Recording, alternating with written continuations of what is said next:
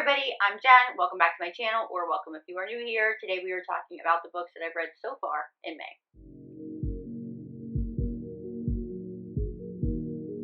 So as you may have already noticed, I kind of took a little bit of a break last week, and then I didn't really want to get this video up last Friday because I was still trying to get a book finished, which I didn't, but we will talk about that a little bit later. And then I just wasn't in like that big of a hurry, so that is what it is. I don't have a lot of books to talk about today. I haven't really been reading that much. I'm not in a slump. It's not that I don't want to read. I just have been busy doing other things, if I'm being completely honest, which happens. I definitely want to read.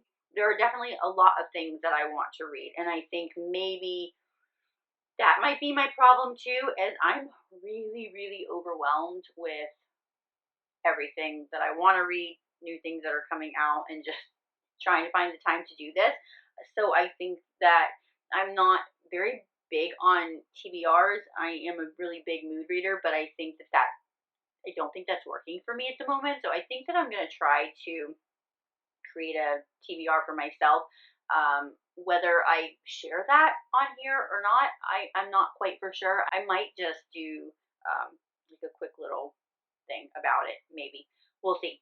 I gotta kind of hash out those details, if you will. But we are not here to talk about that. We are here to talk about the books that I read so far. So let's get into that. Alright, so first up, I wanted to pick up one of my YA books. I had mentioned this in a previous wrap-up that I have another bookshelf that is just full, chock full, of a lot of the books that I accumulated when I was heavy into YA.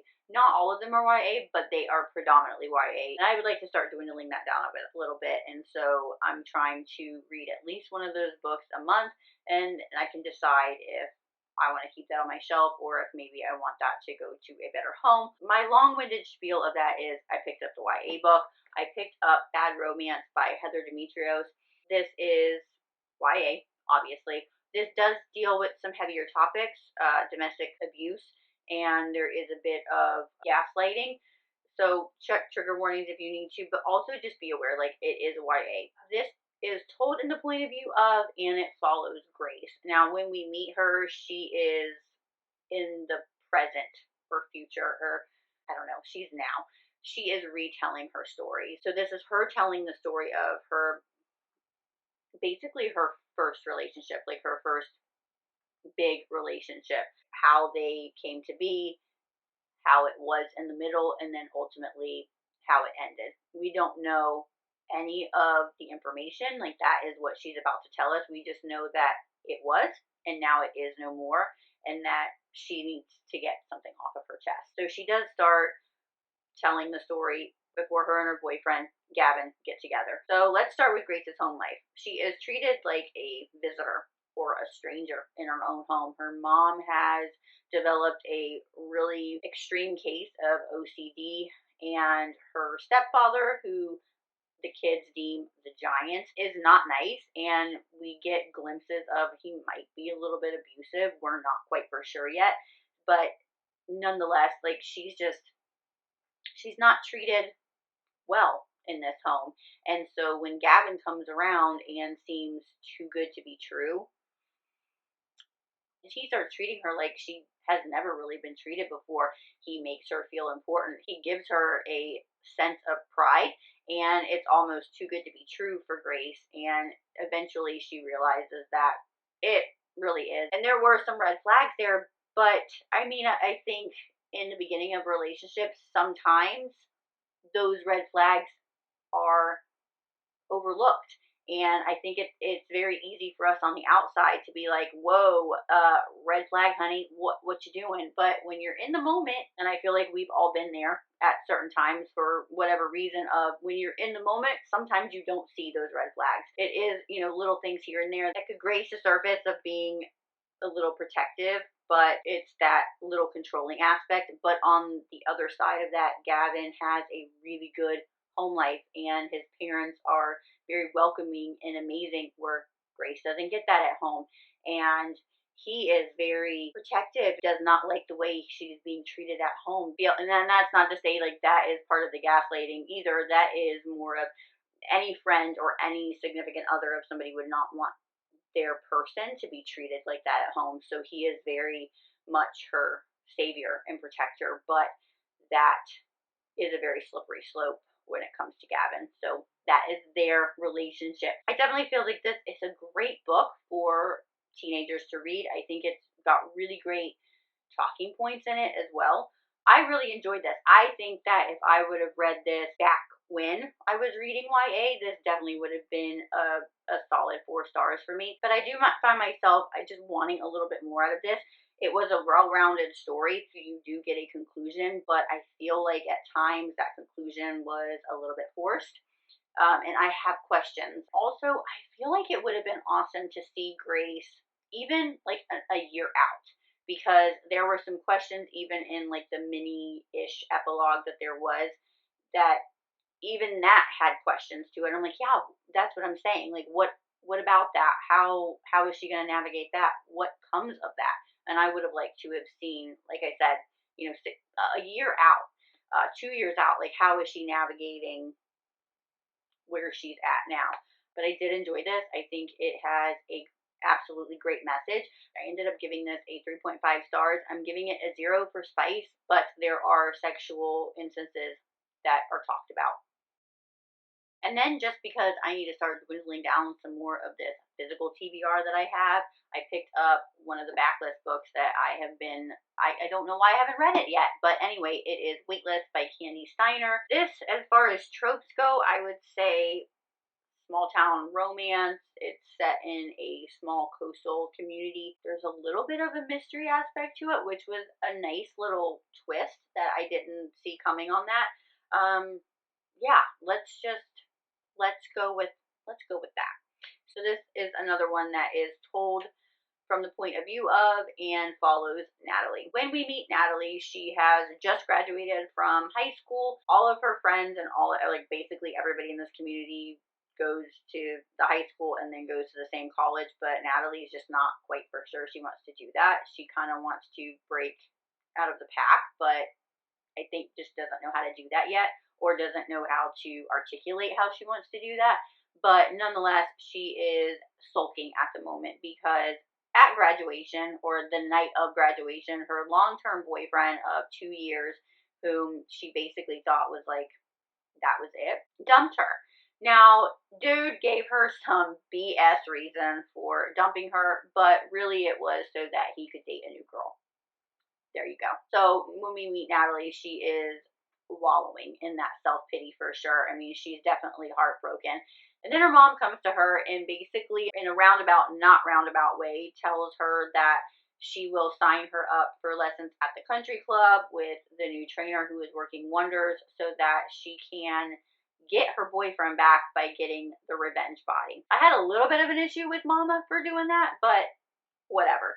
Natalie, yes, is a curvy girl, but from what I gather from Natalie, obviously she knows that she is a curvy girl, like she's a little bit bigger, but she's kind of comfortable in her skin. It doesn't bother her. It wasn't ever an issue. Like, if I am not happy, then I'll do something about it, but I'm neither here nor there at this point. So, you know, I have friends, I had a boyfriend, and this wasn't the reason.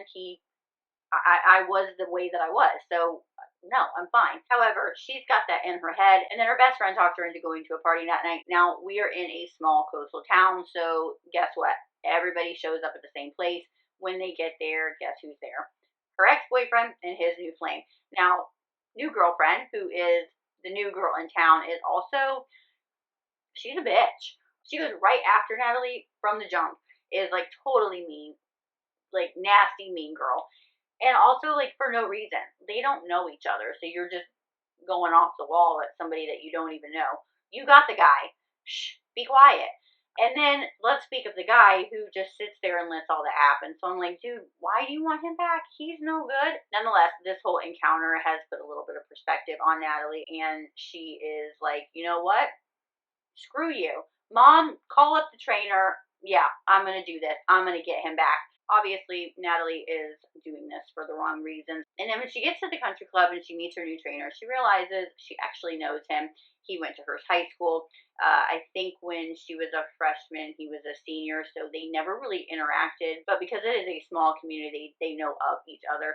And so we meet Rhodes, the new trainer. He is very aloof. He's very quiet. He's got this very, I don't know, like James Dean, sulky, quiet type thing going on. Natalie's not like the life of the party or anything, but she is a little bit more outgoing. And she definitely doesn't want to work out in the quiet, so she kind of wears Rhodes down. But she's also a little bit intrigued by him because he was always known as the bad guy around school, always getting in trouble around school. He has a twin sister who disappeared sometime in that period as well, so there's this mystery surrounding Rhodes as well. But like I said, Natalie wears Rhodes down and they form a bit of a friendship, and then they form a little bit something more, and it is that journey. I really enjoyed these two because they're seemingly two completely different people, like polar opposites, and they are different, but they're also dealing with the similar-ish issues. They both have this damaged aspect to them. Rhodes more so, and it's very like on his sleeve, like he wears that. Whereas Natalie, we have to kind of chip away the layers a little bit to see the insecurity and the damage that is there. But they also come together in this way where they're both helping each other, not quite realizing what they're doing for the other, but they are both helping each other. And throughout this summer that they spend together, they start to both heal a little bit on the inside. Rhodes comes out of his shell a little bit more and starts to see the guy that he used to be. Natalie, her character development, just to watch her not only gain confidence in like the way that her body is changing, but confidence and strength like up here. She is coming into her own, and she's never been given that safe place to do that before, and I really enjoyed it. It was a great book. I mean, I love Kandi Steiner anyway. I think she writes a great book, but there were some twists in here that I definitely didn't see coming. Again, like I said, there is a bit of a mystery. That was a little bit of a twist as well, and I really enjoyed that. We do get a conclusion. We do get an epilogue. But again, there was a couple questions that I did have, and I just would have liked a little bit more in regards to that. Maybe a couple extra things that were answered, but I really enjoyed this book. I ended up giving it a 4 stars, and I gave it a 2 stars for spice. Next up, I actually listened to Time Served by Julianna. This is basically a second chance romance. It is told in the point of view of Rachel. It follows Rachel and Dean. So Rachel grew up in this very low income area where everybody basically is in this vicious cycle of we grow up, we have babies, we get married, and we stay in this town, and on we go. This is not Rachel's dream, and when she was 17 or 18, she skips town in the middle of the night. She was already accepted into college, and so she is determined to work really hard and make something of herself, which she does. When we see her, I believe it's 10 years past the time that she has skipped town. She is now a pretty successful lawyer with a successful law firm. Now, when she left town 10 years ago, she also left a boyfriend with no word and no looking back. She just up and left. And when we meet Dean again, Dean felt some type of way. 3 weeks after she disappeared, he ended up in prison for an armed robbery that he committed with a couple of his friends. He was sent for 10 years. He ended up serving 8 years' time. Now, cut back to Rachel, who is investigating and working a pretty big case that her law firm has acquired, and it takes her back to the same area that she grew up in, and that's how she literally runs into Dean. And they have this very volatile dynamic. It seems that even though 10 years has passed, their chemistry has not dulled a day, but there is obviously some animosity there. There's some hurt feelings. There is some wants of revenge. There's some shit that they have to work out, obviously. Here's the thing. I felt like, and this is really weird to say, but I felt like there almost wasn't a real cohesive plot here. Like, there was so many things going on, and there were so many like subplots, and I didn't know where we were going, and like they didn't go anywhere. Now, I did a little bit of research, and I think it's because this is the first book in an interconnected series. I think there's like 2 more books, and that was like a setup for the following 2 books. But I read a lot of series, and I read a lot of interconnected series, and that is not something that is as prevalent in the books, where I didn't feel like I'm really missing out on some things and I have to read. And I don't know if those other 2 books will talk about this other stuff that's going on, but I would have to read it to figure out. And it was just, why are you telling me all about this when there is no conclusion? At the end of the story, I'm still wondering, well, what happened with this? And what happened with this? Oh, and this guy, like, what happened with that? There were many things that I have questions about. So that was a little bit of a head scratcher, and quite frankly, just a little bit annoying, because when I feel like I'm getting some answers and I feel like we're finally getting somewhere, everything is culminating into one plot, one story, we're getting somewhere, it ended. And I feel like the ending was very quick and it seemed forced to me as well. So I was just left wondering a lot of things. It wasn't that this was bad, it just didn't pique my interest enough to want to read. And also, like, one of the main characters in one of the other books is somebody from this book that I just did not like. So yeah, why am I going to do that to myself? I'm not. However, there were some spicy scenes. That was a big plus of the book. Definitely a big plus. Ultimately, I ended up giving this a 3 stars, and I gave it a 3 stars for spice. And those are the books that I've read so far this month. However, I am in the middle. No, I am past the middle of another book, so I do want to mention that one because I am pretty far into it, which is Good Gone Bad by Giana Darling. This is the 3rd book in the Fallen Men series. I don't know why this is taking me so long to read. It's just, I mean, it is what it is. But here is the thing with Giana Darling's writing. I absolutely love her stories. I love the plot. I love the people. I can't get enough of them. But her writing tends to be flowery. It is very poetic. It is very, I don't want to say fluffy in that way, but it is very flowery. There is a lot. It is very descriptive in that beautiful type way. And each of these books has taken me a little bit of time to get into, just because I have to reacclimate myself with her writing. But the plot is really good. We are getting to a really good point in this book, so I am definitely anxious to finish. It didn't take me this long to read the other 2 books, so I think it's just a lot of things going on that is the accumulation of why it's taking me this long. Nonetheless, this is following Harley Rose, which is Zeus's daughter, King's younger sister, and her cop man, Danner. We've met Danner in the previous 2 books. There's always been this little bit of intrigue for me with him. And Harley Rose, of course, we get a little bit more from her because she is a feisty bitch. She's got this energy about her. She is just super feisty. One thing that completely took me by surprise, and in a very good way, I am absolutely loving it, is there is a dom-sub relationship between these 2. And I was floored when I found out that this was the way that we were going. I was like, yes, I am here for that. I am loving that. Like I said, I am getting to a really good part in the book. Something big is about to happen, the big conflict. Harley is very badass. We know that I love me some badass heroines, but she is also very naive. Sometimes that comes off as a little immature, of she thinks tunnel vision, kind of, is what I'm getting. Like, it's more like a thinking of tunnel vision of, this is the outcome that I want, so this is how I'm going to go get it. Everything else be damned. She doesn't think about consequences. She doesn't think about any missteps in the road, any roadblocks, how to get around that. She just thinks this is what it is. So I'm hoping maybe Danner can rein that shit in a little bit. I think his dom definitely can get her to submit a little bit more. I like that push and pull. I like that she is such a badass, but he breaks her in that way. That's not a bad thing. I love to see our strong women bend like that. Just like I love to see our strong men bend.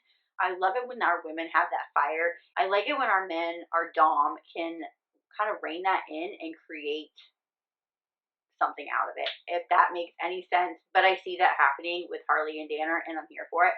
I can't wait to read more. So yeah, there you go. I did want to put this book in this wrap up because, like I said, I am really close to finishing, and I can already tell, unless something huge happens, either way to sway me, this is a solid 4 stars for me, and I'm giving it a 3 stars for Spice. And that is going to do it for the wrap up today. As far as the rest of the month goes, I do want to pick up a couple more books for my physical TBR down here. And I also think that I'm going to dabble with a TBR to try to kind of help myself out for the remainder of the month and probably next month as well. One book I definitely know that I will be getting to is the Bbuddy Ṛead for this month. So if you joined us last month, then you know that myself, Amber Reads Romance, and Bestie Book Reviews here on YouTube, we did a Bbuddy Ṛead last month with a Megan Quinn new release book. And this month we decided to go a little bit darker. We are reading Resisting Mr. Granville. This is by Mariano. The live show is going to be on this Sunday, May 21st at 6 p.m. Eastern. It's going to be on Amber's channel. I will leave everything linked down below for you. Make sure that you go check these ladies out, give them a shout out, subscribe, tell them I said hello, and I hope that you will join us this Sunday for the review. If you've read Resisting Mr. Granville, or maybe you're looking for something new to pick it up, come join us, tell us what you think. We're going to tell you what we think. We're going to have a really good time. Like I said, I'll leave all the information down below for you, but that is going to do it for today's video, guys. If you like this video, please give it a thumbs up and subscribe, and we can do more videos like this. Until next time, happy reading. Bye!